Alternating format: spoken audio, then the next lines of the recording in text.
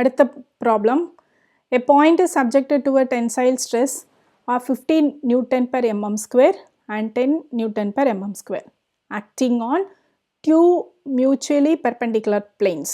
Okay, a shear stress of 20 Newton per mm square is acting on these two planes. Determine the principal stress and maximum shear stress and its plane. ഇപ്പോൾ given data രണ്ട് tensile stress ആണ് തന്നിരിക്കുന്നത്. ഇപ്പോൾ sigma 1 sigma 2 shear stress town നമുക്ക് തന്നിട്ടുണ്ട്, അതും നമ്മൾ എഴുതി. ഓക്കെ, നമ്മൾ എന്ത് കണ്ടുപിടിക്കണം? Determine the principal stress and maximum shear സ്ട്രെസ്സും കാൽക്കുലേറ്റ് ചെയ്യണം. അപ്പോൾ പ്രിൻസിപ്പൽ സ്ട്രെസ് മേജറും മൈനറും കാൽക്കുലേറ്റ് ചെയ്യണം, മാക്സിമം ഷിയർ സ്ട്രെസ്സും കാൽക്കുലേറ്റ് ചെയ്യണം, പിന്നെ അതിൻ്റെ ലൊക്കേഷനും കാൽക്കുലേറ്റ് ചെയ്യണം.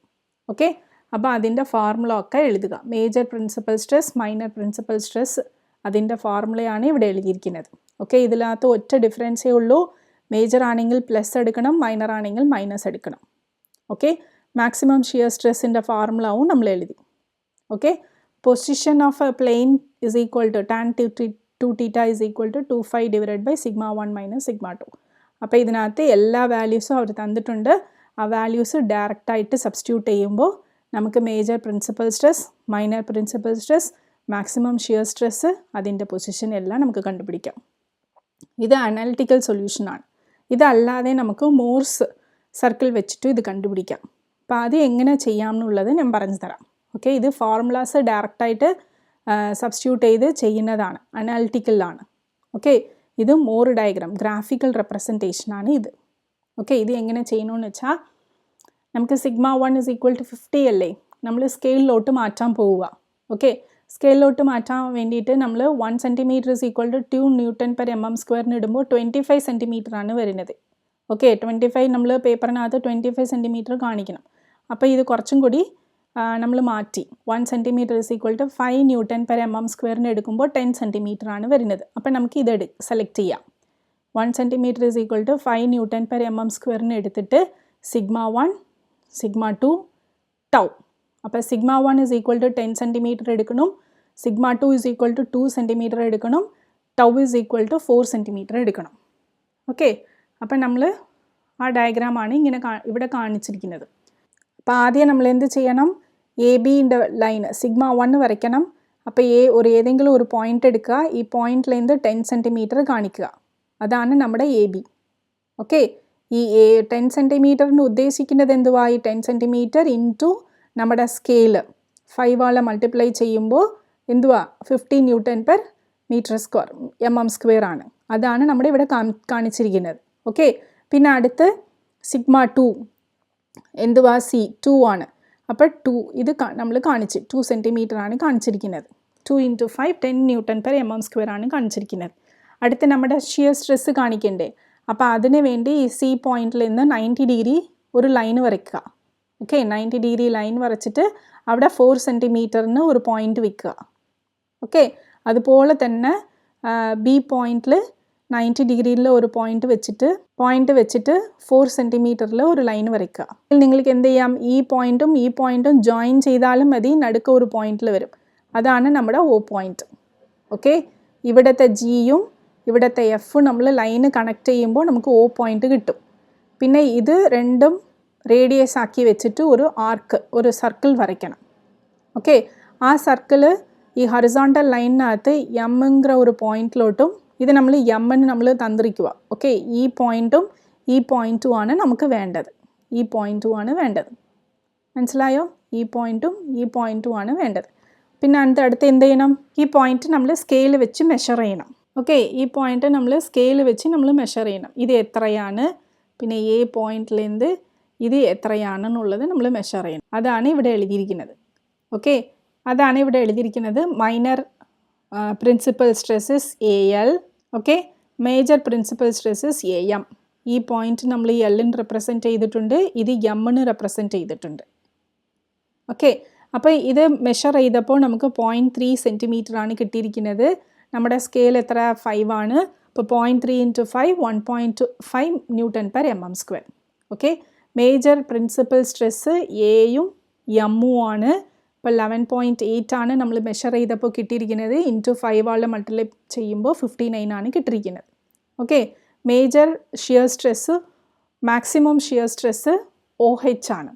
അതായത് കണ്ട ഇവിടെ നിന്ന് 90 ഡിഗ്രിയിൽ നമ്മൾ ഒരു പോയിന്റ് വരയ്ക്കുന്ന ഈ സർക്കിളിലോട്ട് ജോയിൻ ആകത്തില്ലേ, ഈ ലെങ്താണ് OH മാക്സിമം ഷിയർ സ്ട്രെസ്. അതാണ് നമ്മുടെ ഇവിടെ കണ്ടുപിടിച്ചിരിക്കുന്നത്. അതിനെ മെഷർ ചെയ്തിട്ട് സ്കെയിലിലോട്ട് നമ്മൾ മാറ്റി. ഇപ്പോൾ 29 ആണ്. ഓക്കെ, അപ്പോൾ ഇതുകൊണ്ട് നോക്കിക്കേ നമുക്ക് കിട്ടിയ വാല്യൂവും നമ്മുടെ ഫോർമുല യൂസ് ചെയ്തിട്ട് കിട്ടിയ വാല്യൂവും സെയിം ആണ്. മേജർ എന്തുവാ 58 ആണ്, ഇവിടെയോ 59 ആണ്. കണ്ട ഇവിടെ എത്ര 59 ആണ്. ഓക്കെ, ഇവിടെ 29 1.5 28 മാക്സിമം ഷിയർ സ്ട്രെസ് 28 1.5 ഇവിടെ 1.7.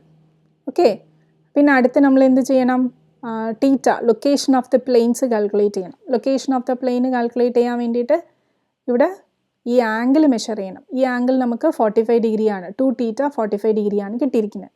അവിടെ ആ ഫോർമുല സബ്സ്റ്റിറ്റ്യൂട്ട് ചെയ്തപ്പോൾ നമുക്ക് എത്രയാ 2θ ഈസ് ഈക്വൽ ടു 22.5. അപ്പോൾ 2θ എന്തുമായിരിക്കും 45 ഡിഗ്രി. ഓക്കെ, അപ്പോൾ നിങ്ങൾക്ക് എന്ത് മെത്തേഡ് വേണമെങ്കിലും എടുക്കാം. അനാലിറ്റിക്കൽ മെത്തേഡ് വെച്ചിട്ടും ചെയ്യാം, അല്ലെങ്കിൽ ഗ്രാഫിക്കൽ മെത്തേഡ് വെച്ചിട്ടും ചെയ്യാം. A short column of rectangular cross section 80 into 60 mm carries a load of 40 kN at a point of 20 mm from the longer side and 35 mm from the shorter side. Determine the maximum compressive stress and tensile stress in the section. Okay, അപ്പോൾ ആദ്യം നമുക്ക് ഒരു കോളമാണ്. ഈ കോളംനകത്ത് maximum compressive സ്ട്രെസ്സും calculate ചെയ്യണം, maximum tensile സ്ട്രെസ്സും calculate ചെയ്യണം. അപ്പം നിങ്ങൾക്ക് ഈ കോളംനകത്ത് എവിടെയാ മാക്സിമം കംപ്രസീവ് സ്ട്രെസ്സും എവിടെയാ മാക്സിമം ടെൻസൈൽ സ്ട്രെസ്സും വരുന്നതിനുള്ളത് അറിഞ്ഞാൽ മാത്രമേ നമുക്കിത് ചെയ്യാൻ പറ്റുള്ളൂ. അപ്പോൾ ആദ്യം നമുക്ക് അത് നോക്കാം കേട്ടോ. അപ്പം ഇതാണ് നമ്മുടെ കോളം. ഈ കോളംനെ നമ്മൾ ഇങ്ങനെ ആക്സിസ് ആയിട്ട് ഡിവൈഡ് ചെയ്തിരിക്കുക. ഈ സെൻറ്റർ പോയിന്റ് O നമ്മൾ വെച്ചിട്ടുണ്ട്. ഓക്കെ, ABCD നമ്മൾ റെപ്രസെൻറ്റ് ചെയ്തിട്ടുണ്ട്. അപ്പോൾ ഈ ഭാഗത്തിൽ നോക്കിയേ, ഈ ഭാഗത്തിനകത്ത് ഈ പോയിന്റ് ഏതായിരിക്കും, ഇതിൻ്റെ കോർഡിനേറ്റ് പോസിറ്റീവ് ആയിരിക്കത്തില്ലേ, പോസിറ്റീവ് ആയിരിക്കും. ഓക്കെ, അടുത്ത ഇത് നോക്കിയേ, ഇവിടെ ഈ ഭാഗത്തിനകത്ത് ഈ കോർഡിനേറ്റ് -x + y ആയിരിക്കും. ഇത് രണ്ടും മൈനസും ആയിരിക്കും. ഇത് ഒന്ന് പ്ലസ് ഒന്ന് പോസിറ്റീവ് ഒന്ന് നെഗറ്റീവ് ആയിരിക്കും അല്ലേ. ഈ രണ്ട് ഭാഗവും ഒന്ന് പോസിറ്റീവ് ഒന്ന് നെഗറ്റീവും. ഇത് കംപ്ലീറ്റ് ആയിട്ട് പോസിറ്റീവ്, ഇത് കംപ്ലീറ്റ് ആയിട്ട് നെഗറ്റീവ് ആയിരിക്കും. അപ്പം ഇത് പോസിറ്റീവ് എന്ന് പറയുമ്പോൾ എല്ലാത്തിനും കാട്ടിലും കൂടുതൽ വാല്യൂ ഇവിടെ ഈ സൈഡിലെയാണ് നമ്മൾക്ക് കിട്ടുന്നത്. എല്ലാത്തിനും കാട്ടിലും കുറവായിട്ടുള്ള വാല്യൂ ഇവിടെയാണ് കിട്ടുന്നത്. അപ്പോൾ ഇവിടെയാണ് മിനിമം, ഇവിടെയാണ് മാക്സിമം. ഈ കോളംനകത്ത് റിസൾട്ടൻറ്റ് സ്ട്രെസ് കണ്ടുപിടിക്കാനുള്ള ഫോർമുല ഇതാണ്. അതായത് P/A plus P/A plus moment in the y direction into x divide by IYY. Moment y ആണെങ്കിൽ മൊമെൻറ്റ് ഓഫ് ഇനർഷ്യവും y ആയിരിക്കണം. ഇവിടെ x ആണെങ്കിൽ മൊമെൻറ്റ് ഓഫ് ഇനർഷ്യവും x ആയിരിക്കണം. Okay, mx into y direction divide by IXX. Okay, അപ്പം രണ്ടും positive ആണെങ്കിൽ കംപ്രസീവ് സ്ട്രെസ് ആണ്, രണ്ടും നെഗറ്റീവ് ആണെങ്കിൽ ടെൻസൈൽ സ്ട്രെസ് ആണ്. Okay, maximum compressive stress at the point C, that is 40, 30. X is equal to 40, Y is equal to 30. Okay, P/A എന്ന് പറയുന്നത് നമ്മുടെ പോയിന്റ് ലോഡ് എത്രയാണ് ആക്ട് ചെയ്യുന്നത്, 40 kN ആണ് ആക്ട് ചെയ്യുന്നത്. അത് ന്യൂട്ടണിലോട്ട് നമ്മൾ മാറ്റി. ഓക്കെ, ഏരിയ 80 into 60 അത് നമ്മൾ കണ്ടുപിടിച്ചു.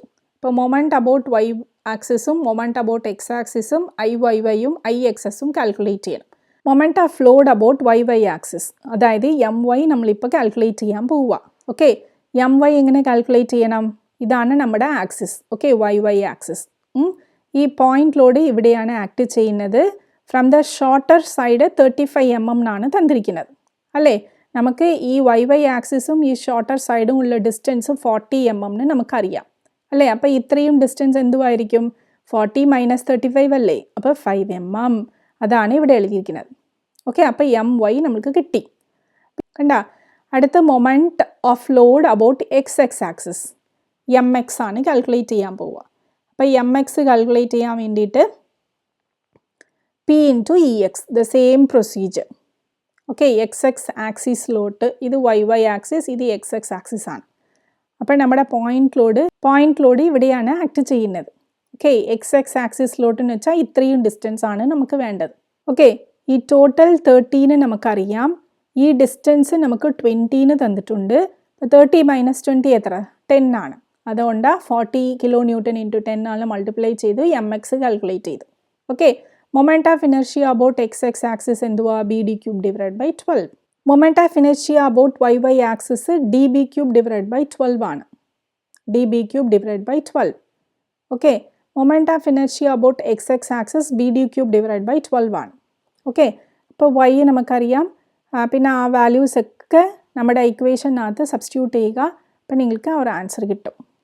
Maximum tensile stress will be at the point -40 -30. നമ്മുടെ ഇക്വേഷൻ നമുക്കറിയാം, ഇതിനകത്ത് മൈനസ് സബ്സ്റ്റിറ്റ്യൂട്ട് ചെയ്യണം. ബിക്കോസ് എക്സോടെ വാല്യൂ മൈനസ് ആകുന്നത് കൊണ്ട് നമ്മുടെ ഇക്വേഷൻ ഇങ്ങനെ മാറും. അപ്പോൾ അതിൻ്റെ ആൻസർ നിങ്ങൾക്ക് കണ്ടുപിടിക്കും. അത്രയേ ഉള്ളൂ സംഭവം.